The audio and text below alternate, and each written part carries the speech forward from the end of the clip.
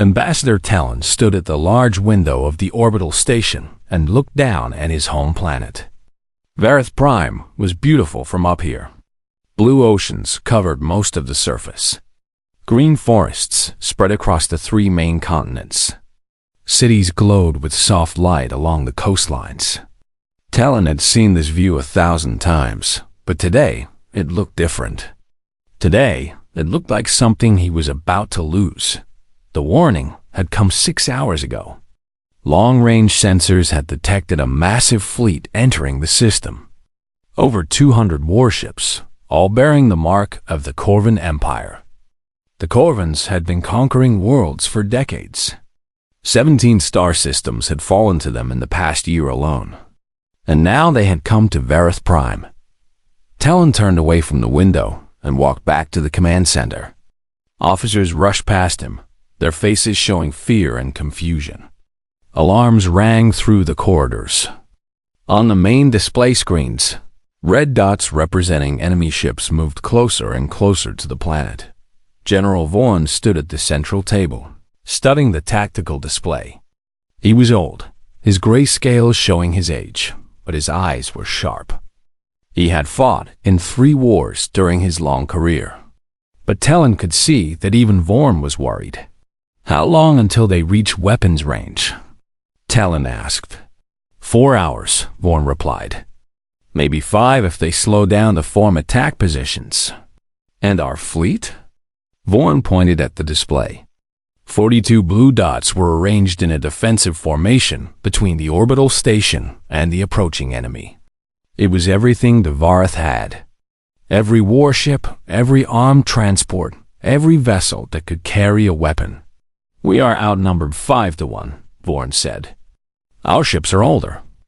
Our weapons are weaker. I will not lie to you, Ambassador.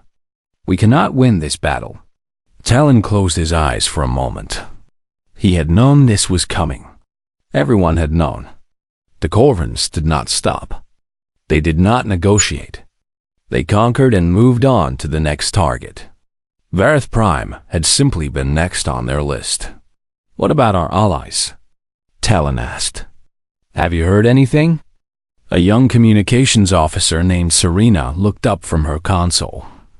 She was barely out of training, thrown into this crisis like everyone else. Her hands were shaking as she worked the controls. I send messages to every friendly species in the sector, she said. The Nelvari replied first. They say they cannot risk war with the Corvans. They are declaring neutrality.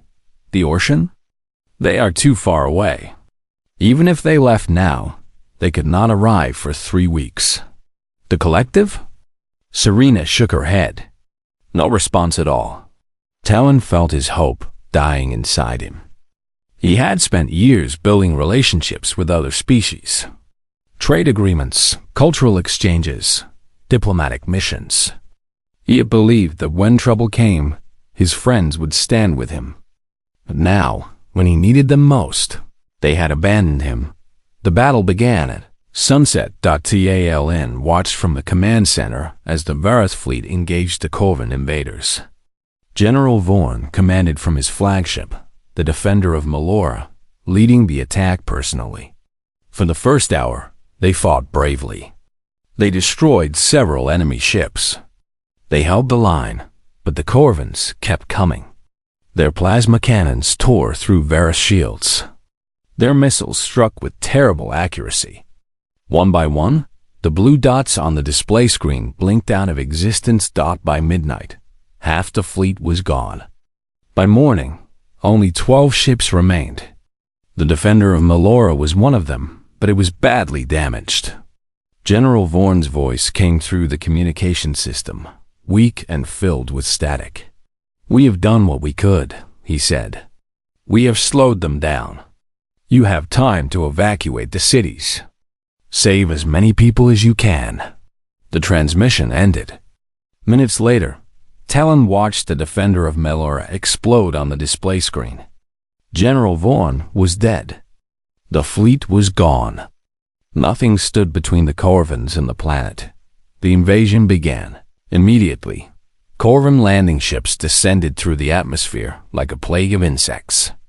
They came down in waves, hundreds of them, carrying soldiers and weapons and war machines. The capital city of Melora was their first target. Talon was evacuated to a bunker deep beneath the surface. From there, he watched the reports come in. The planetary shield generators were destroyed within hours. The main military bases fell shortly after.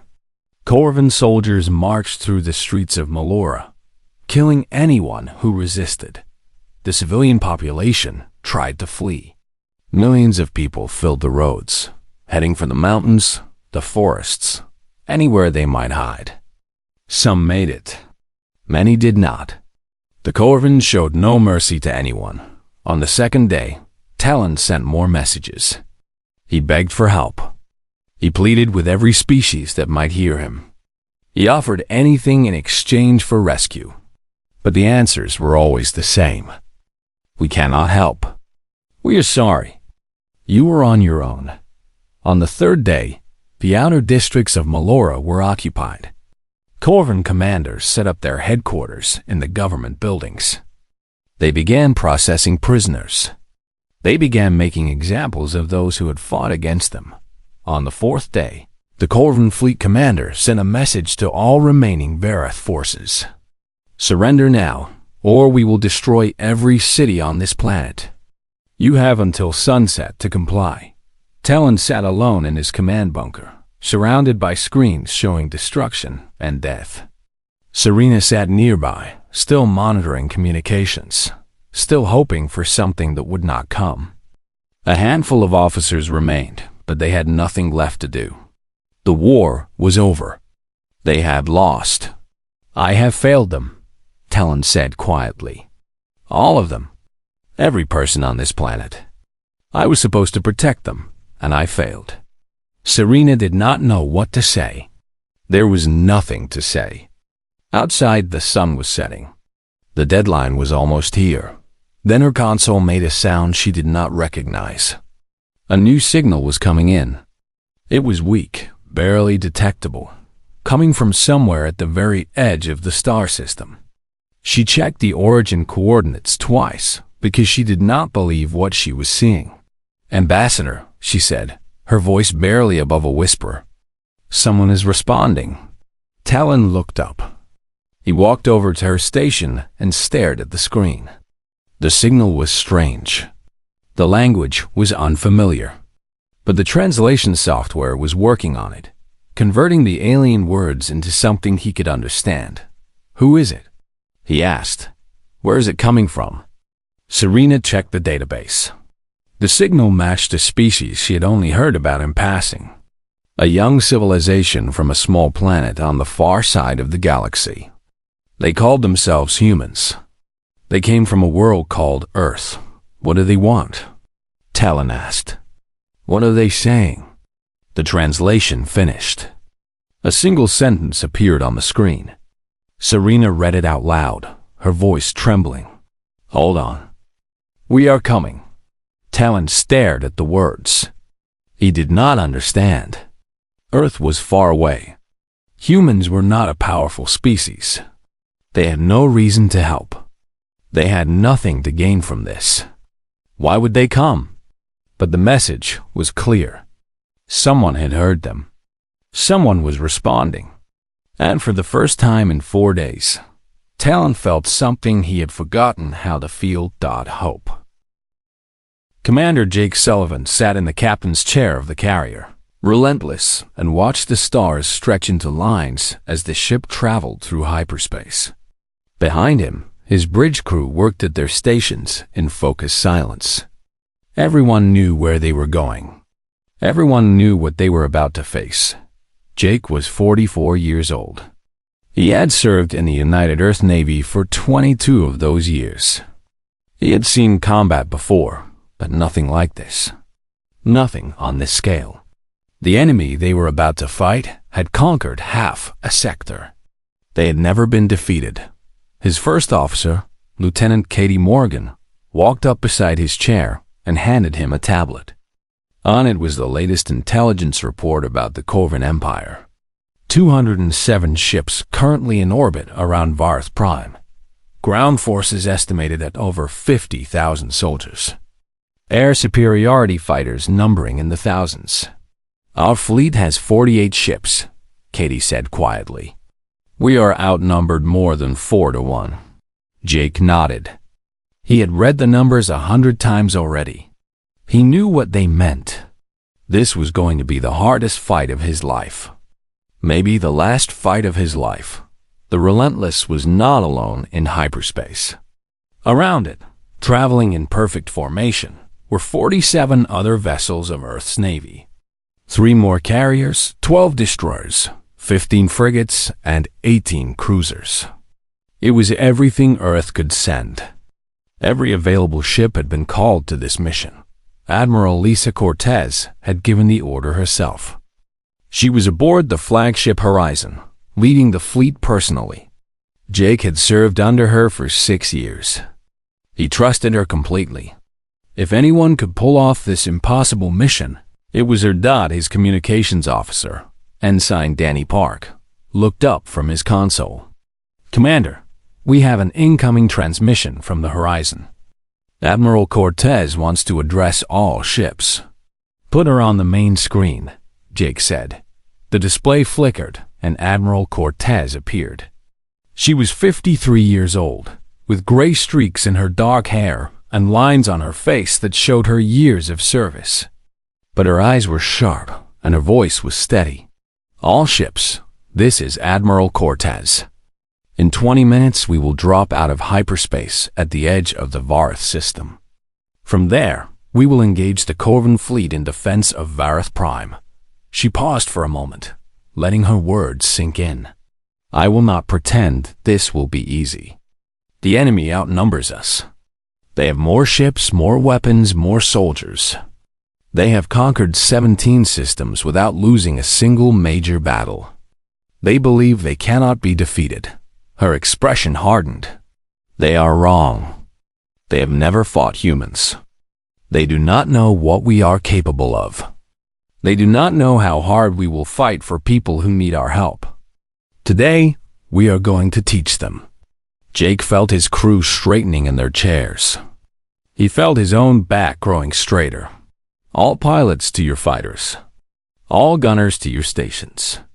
All personnel to battle positions. We fight today for those who cannot fight for themselves. We fight because it is right. And we will not stop until the job is done.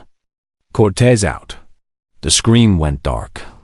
For a moment, no one spoke. Then Katie turned to the crew and started giving orders. Battle stations. All hands prepare for combat. This was at dawn in the hangar bay 3 decks below. Captain Ben Torres was already climbing into his fighter.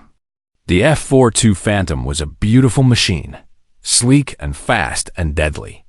Ben had been flying these ships for 8 years. He knew every system, every control, every trick it could perform. He was the leader of the 77th Strike Squadron. 40 pilots under his command. Most of them were young, fresh out of the academy, with only a few months of real flight time. But they had trained hard. They were ready. His wingman, Lieutenant Nicole Adams, pulled her fighter up beside his.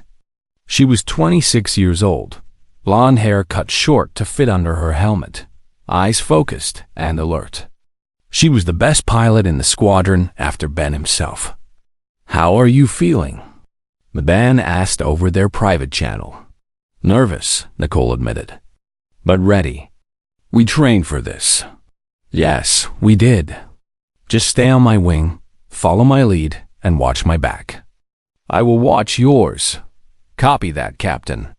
Ben opened the squadron channel and addressed his pilots. All right, everyone, listen up. In a few minutes, we are going to drop into the biggest fight any of us have ever seen. The enemy thinks they have already won. They think we are just another species to conquer. We are going to prove them wrong. He checked his weapons one more time. Missiles loaded. Guns charged. Shields at full power. Stay tight. Watch your wingman. Trust your training. We are the 77th Strike Squadron. We do not run. We do not quit. We fight until the fight is done. 40 voices responded. Yes, sir. The countdown timer on his display showed 5 minutes until they dropped out of hyperspace. Ben took a deep breath and closed his eyes for a moment. He thought about his family back on Earth, his parents in Phoenix, his younger sister in San Diego. He had not told them about this mission. There had not been time. He hoped he would see them again. On the bridge of the Relentless, Commander Jake Sullivan watched the countdown reach 0. The stars stopped stretching. Normal space returned. And directly ahead, filling the view screen, was Verith Prime Dot. It was a beautiful world. Blue and green, with white clouds swirling over its surface. But above it, blocking out the stars, was the Corvan fleet. 200 ships arranged in a formation that covered the entire orbital zone. Weapons charged. Shields raised. Ready for anything, except this. All ships, this is Admiral Cortez. Attack pattern Alpha. Target the lead carriers first. All fighters launch immediately. For Earth, for Verith. For everyone watching, let us show them what we are made of. The fleet surged forward. Jake gripped the arms of his chair as the Relentless accelerated toward the enemy. All around him, destroyers and cruisers and frigates moved into attack positions. Missiles streaked through space. Energy beams lanced out toward Corvan ships. The battle had begun. In the hangar bay, Ben Torres felt his fighter launch into the void. The force pressed him back into his seat as the Phantom rocketed forward. Behind him, 39 other fighters followed, forming up into attack formation. Ahead, he could see Corvan interceptors moving to meet them. Hundreds of enemy fighters, painted black and red, weapons hot and ready. Here they come, Nicole said over the channel. Contact in 30 seconds. Ben armed his missiles and selected his first target. Stay tight, everyone. Remember your training. Let us make them remember this day. The two swarms of fighters raced toward each other. The distance closed. 20 seconds. 10. 5. And then the sky exploded into fire. Talon could not believe what he was seeing on the display screens. Explosions filled the sky above Verith Prime. Ships were burning. Debris was falling through the atmosphere like shooting stars. But the ships that were burning were not the attackers from Earth. They were Corvan vessels. The humans had arrived. Serena stood beside him, watching the battle unfold with wide eyes. Neither of them had ever seen anything like this. The human fleet was smaller, outnumbered, facing an enemy that had never lost. But they were winning. In orbit, Admiral Cortez commanded her forces from the bridge of the horizon. The flagship shook as enemy fire struck its shields, but she remained calm. She had studied the Corvan tactics. She knew how they fought.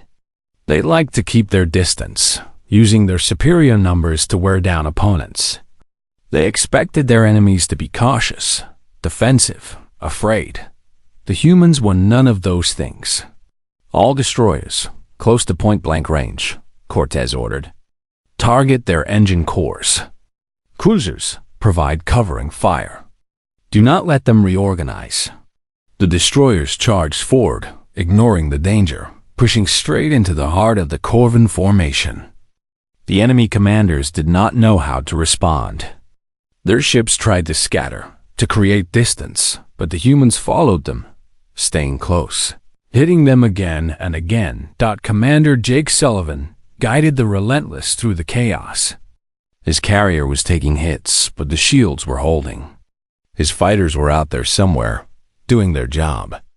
He trusted Ben Torres to handle that part of the fight.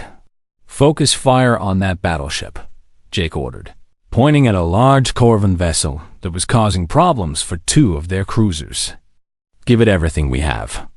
The Relentless turned, bringing its main guns to bear. Plasma cannons fired in rapid sequence. Missiles streaked across the void. The Corvan battleship tried to turn away, but it was too slow. The combined firepower tore through its shields and ripped into its hull. Seconds later, the ship exploded in a ball of orange fire. "Target destroyed," Katie reported. Moving to the next one. In his fighter, Ben Torres was having the best and worst day of his life. The fight was brutal. Enemy interceptors were everywhere, filling the space around him with weapons fire. He had already lost 3 pilots from his squadron. 3 friends who would not be going home, but they were winning. Ben pulled his Phantom through a tight turn, dodging a burst of enemy fire, and came up behind a Corvan fighter. He squeezed the trigger. His guns tore through the enemy ship, sending it spinning into pieces. "Good kill," Nicole called from somewhere off his wing. 2 more coming in from below. Ben looked down and saw them. 2 Corvan interceptors climbing toward him, weapons charging. He pushed his fighter into a dive, heading straight at them. The distance closed in seconds. The enemy pilots fired, but Ben was already rolling, twisting out of the way. He fired back. One of the Corvans exploded. The other tried to turn, but Nicole was there, her own guns cutting it apart. "Thanks," Ben said. "You can buy me dinner when we get home," Nicole replied. Around them, the fighter battle continued. Human pilots weaved through enemy formations, destroying Corvan interceptors with skill and precision that the enemy could not match. The Corvans had numbers, but the humans had training, teamwork, and a refusal to give up. On the surface of Vareth Prime, the Corvan ground forces looked up at the sky and saw something impossible. Their fleet, the unstoppable fleet that had conquered 17 star systems, was being torn apart. Ships were falling. Ships were exploding. And coming down through the smoke and fire were new vessels. Smaller ships, angular and aggressive, heading for the surface. Human dropships. Colonel Ryan Mitchell sat in the lead dropship, his Marines strapped in around him. They were the first wave, 100 soldiers ready to hit the ground and fight. The ride down was rough.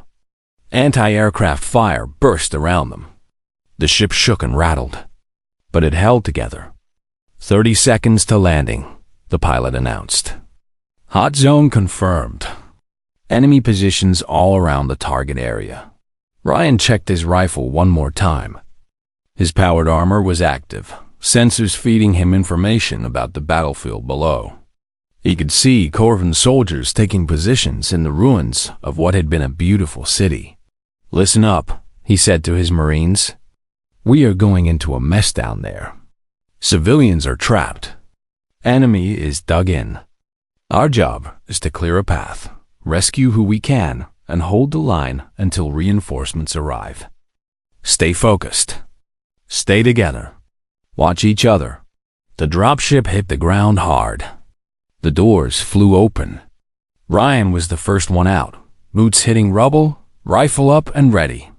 Around him, Marines poured out of the ship and spread into combat formations.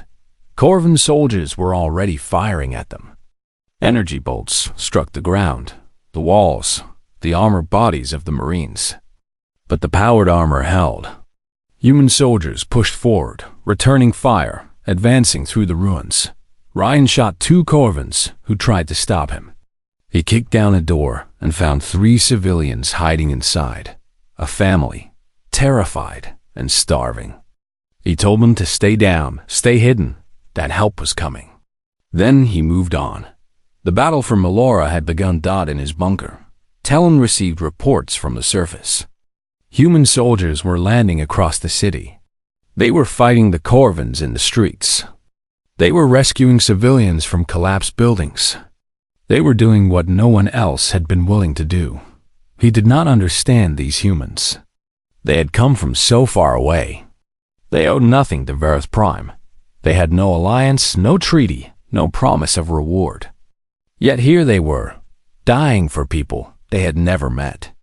"Ambassador," Serena said, looking up from her console, "I am receiving a transmission from the human fleet.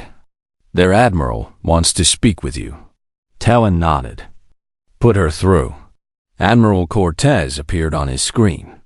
She looked tired but determined. Behind her, he could see her bridge crew working frantically.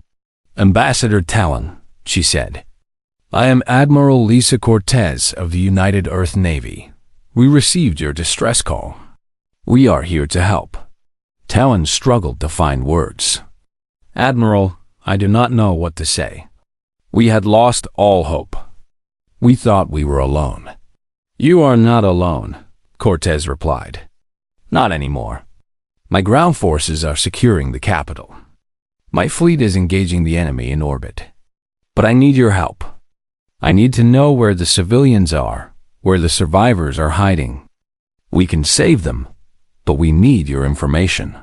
Talon turned to Serena. Send them everything we have. Every shelter location, every resistance position, every piece of intelligence. Serena nodded and began transmitting. On the surface, Colonel Mitchell received the new data. It showed him where to go, where to fight, where to find the people who needed saving. He rallied his Marines and pushed deeper into the city dot in orbit.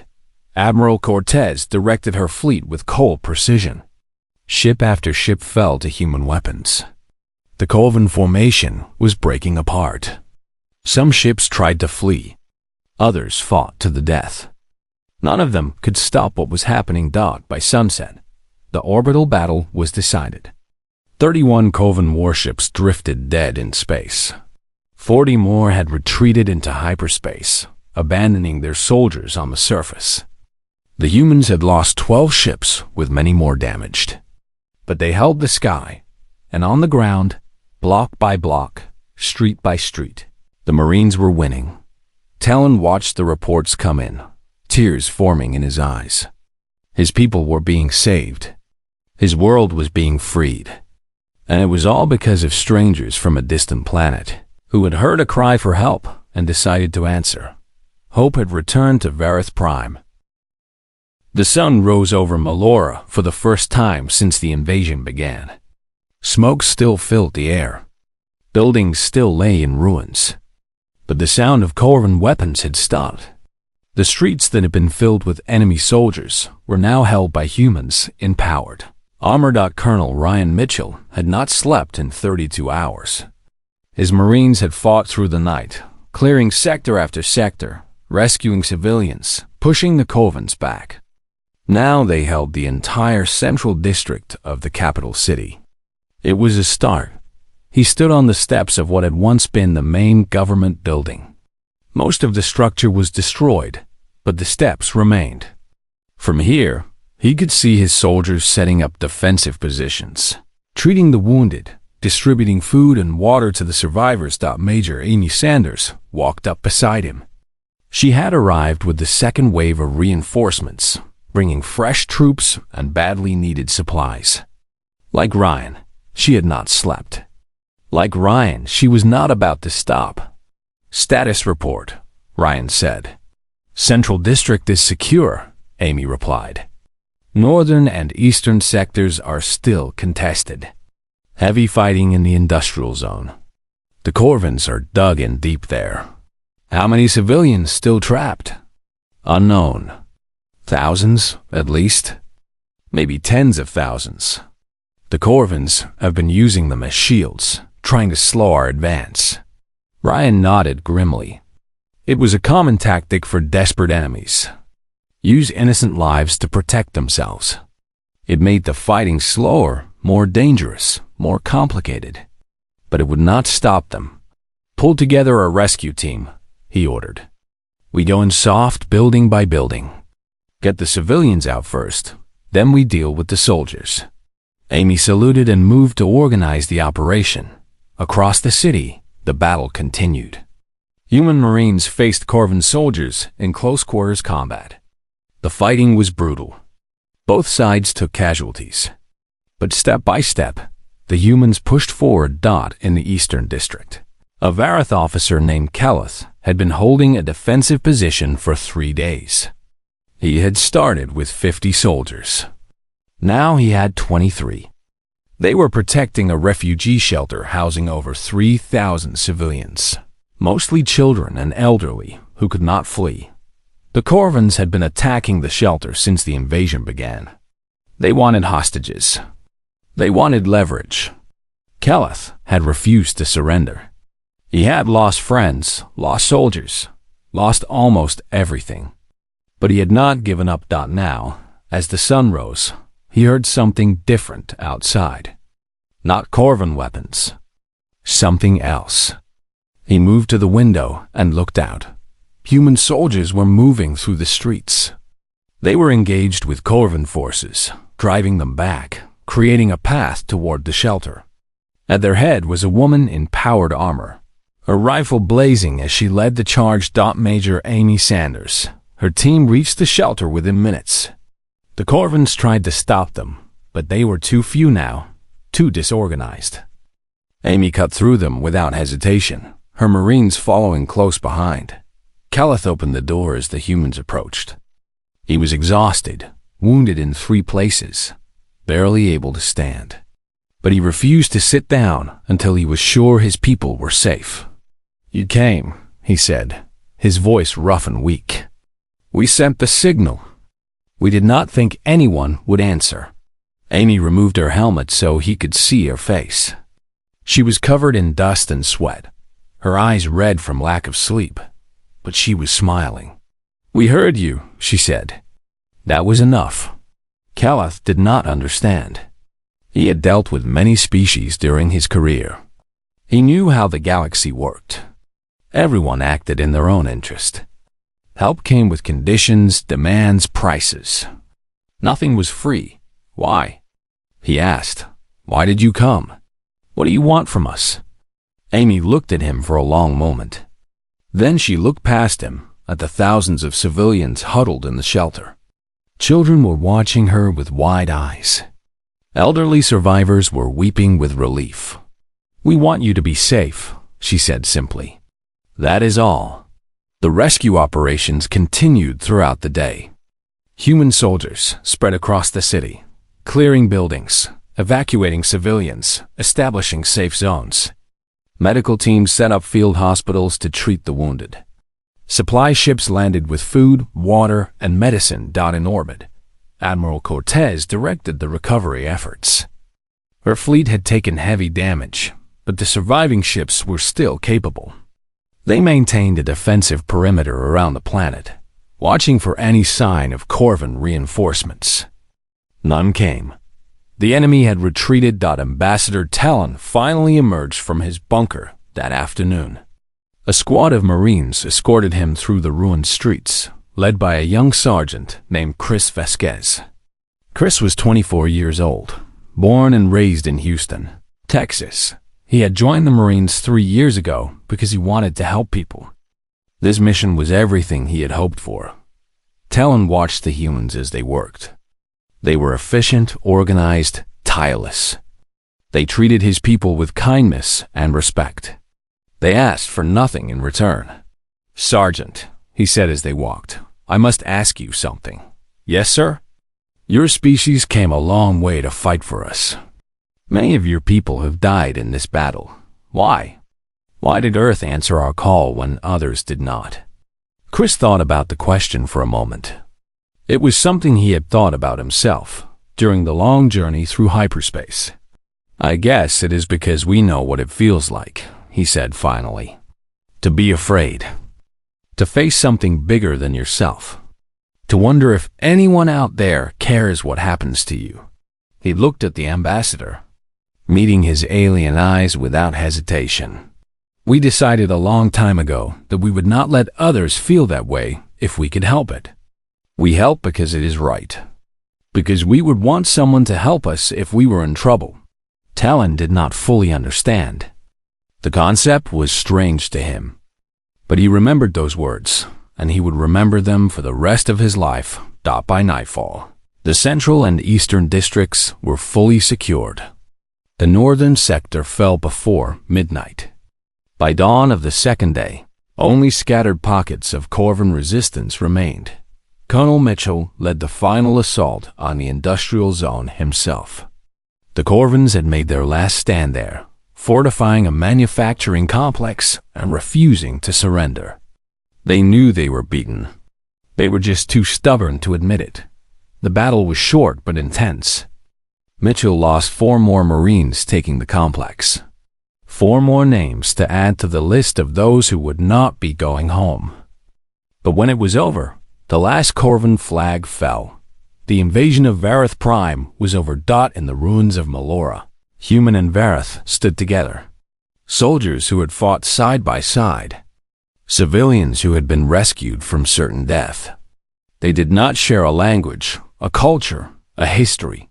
But they shared something else now. They shared hope. And that hope would change everything. 1 week had passed since the battle ended. The last Corvin soldiers had surrendered. The occupation was over. Vareth Prime was free. The cost had been high. Over 2 million Vareth civilians had died during the invasion. Countless more wounded, homeless, traumatized. The capital city of Melora was in ruins. It would take years to rebuild. That they were alive. They were free. And they owed it all to the humans. Ambassador Talon stood in the central plaza of Melora, looking around at what remained. Workers were already clearing rubble. Engineers were restoring power to the surviving buildings. Life was returning to the city, slowly but surely. Beside him stood Admiral Lisa Cortez and Colonel Ryan Mitchell. They had been invited to a ceremony, a formal event to honor the humans who had saved Vareth Prime. Talon had spent days preparing his speech.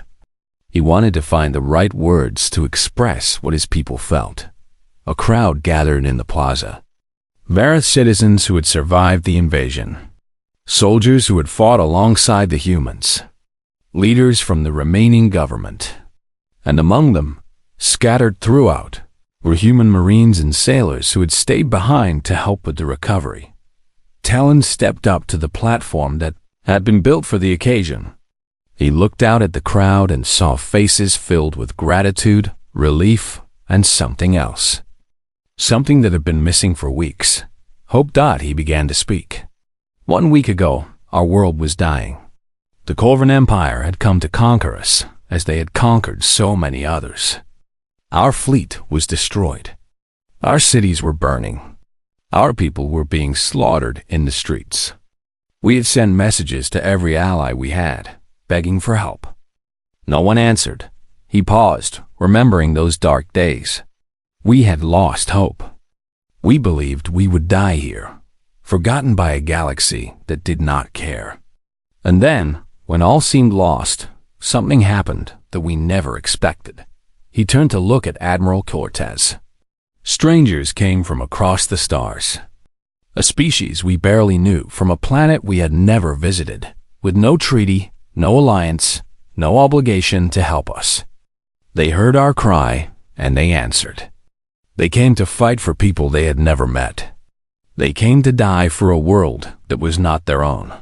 His voice grew stronger. The humans of Earth did not have to come. They had nothing to gain and everything to lose. Yet they came anyway. They fought with courage and skill that the Corvins had never seen. They gave their lives to save ours. And because of them, we are still here. We are still free. We still have a future. The crowd was silent. Many were weeping. Even some of the humans looked moved. I have asked them what they want in return for this sacrifice.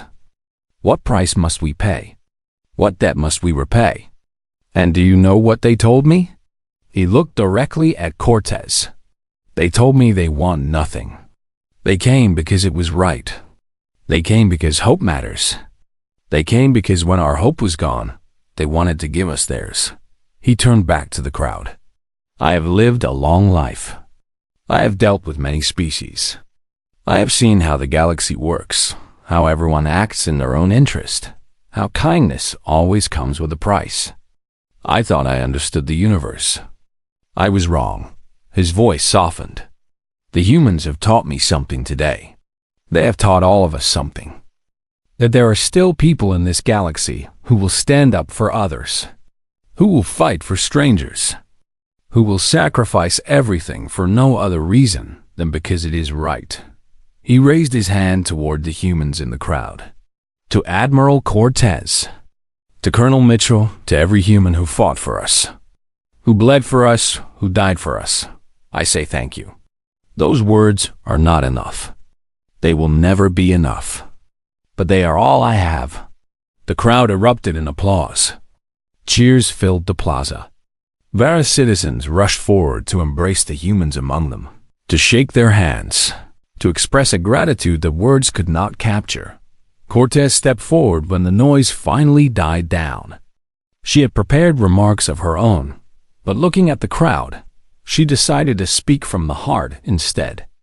Ambassador Talon, people of Vareth Prime, we did not come here for thanks. We did not come for glory or reward. We came because we heard that people were in trouble, and we could help. She thought of the 12 ships she had lost, the hundreds of sailors and soldiers who would never return to Earth. Their families were waiting for news that would break their hearts. Our people gave their lives here. That sacrifice was not small. It was not easy. Many of us are grieving today, but we believe that some things are worth dying for. Freedom is worth dying for. Hope is worth dying for. You are worth dying for. She looked out at the faces watching her, alien faces that had become familiar over the past week. The Corvan Empire thought they could conquer this world. They thought no one would stop them. They were wrong. And if they ever try again, we will be here. Not because we have to be, because we choose to be. The applause returned, louder than before. In the days that followed, the recovery continued. Human engineers helped rebuild power stations. Human doctors treated wounded civilians. Human soldiers stood guard while the Vareth Defense Forces reorganized. Ben, Torres and the surviving members of the 77th Strike Squadron returned to Earth. They were welcomed as heroes, decorated with medals, celebrated across the planet. But Ben did not feel like a hero. He felt like someone who had done his job, nothing more. Amy Sanders was offered a promotion and a new assignment, training allied forces from a dozen different species who wanted to learn how humans fought. She accepted.